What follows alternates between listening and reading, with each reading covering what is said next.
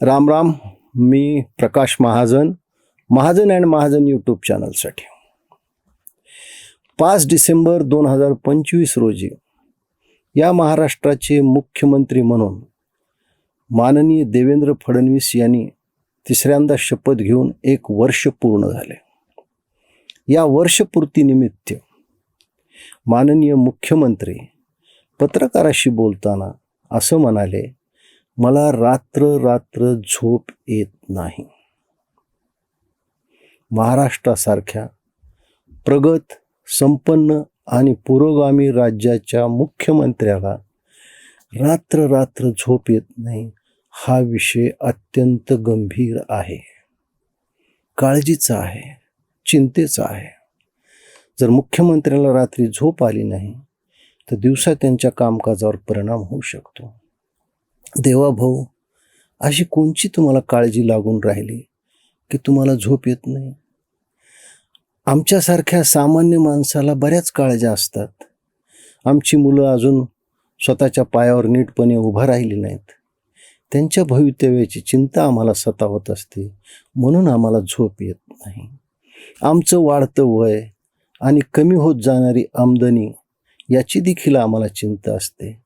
आमचं शरीर विविध व्याधीनं ग्रासलेलं असतं आणि परिवाराच्या काळजीनं शरीर हे पोखरत चाललेलं असतं, म्हणून आम्हाला झोप येत नाही. देवाभाऊ, यापैकी कोणती काळजी तुम्हाला आहे म्हणून तुम्हाला झोप येत नाही?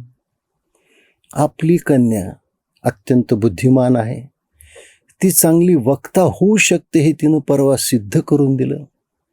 आपल्या धर्मपत्नी ह्या आत्मनिर्भर आहेत, त्यांचं एक स्वतःचं व्यक्तिमत्व आहे आणि त्यांच्यामुळेच देवाभाऊ आपलं जीवन अमृतासारखं गोड झालेलं आहे. त्यांच्यामुळेच हे तुम्हाला भाग्य मिळालेलं आहे. मग आपल्याला अशी कोणची काळजी लागून राहिली की आपल्याला झोप येत नाही? देवाभाऊ, प्रेमात तर पडला नाहीत ना? नाही, उगाच एक मनाला शंका आली.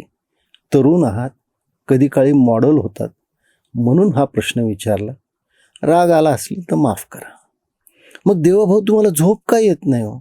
कशाची काळजी लागून राहिली? एकनाथ शिंदेना अलगद शिवसेनेच्या बाहेर काढलं. आयुष्यभर त्यांच्या स्वच्छ कपड्यावर गद्दारीचा एक डाग पडलेला आहे.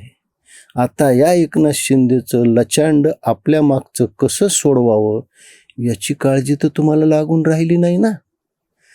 कारण एकनाथ शिंदे नेहमी रुसतात, काहीतरी बोलतात, काहीतरी म्हणतात. याची काळजी तुम्हाला लागून राहिली का? 70,000 कोटीच्या भ्रष्टाचारामधून आपण अजितदादाला अलगद बाहेर काढलं, त्यांना अर्थमंत्री केलं. हा अर्थमंत्री पहा ना, भ्रष्टाचार महाराष्ट्रात केला, सरकारी जमीन महाराष्ट्रात बळकवायच्या, पैसा इथं कमवायचा आणि उधळायचा बहरीनला जाऊन.